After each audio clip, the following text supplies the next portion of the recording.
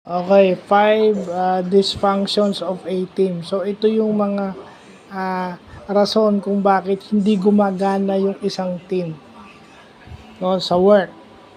Hindi lang sa work, kahit sa sports, sa team sports, umaano rin to, applicable din ito. So, five dysfunctions of a team. So, inattention to result, hindi hindi binabaliwala yung resulta. Kumbaga, kahit mali na, tama, yung lagi sinasabing relax lang tayo. Yung sobra, no? Avoidance of accountability. Ibig sabihin ah, hindi ka pwedeng masisi o hindi ka pwedeng accountable yung mga kasama mo lang.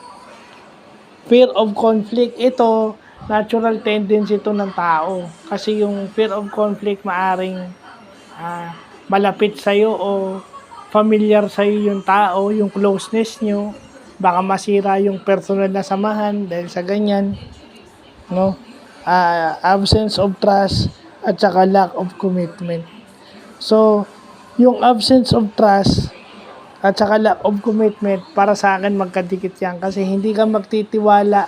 Kung wala kang tiwala sa isang tao, hindi ka magkukumit do sa tao na yon, o hindi mo siya susundin, o hindi mo siya pakikinggan dahil wala kang tiwala sa kanya.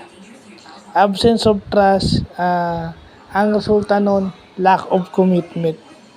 At itong si Patrick Lencioni, kilalang business fable author.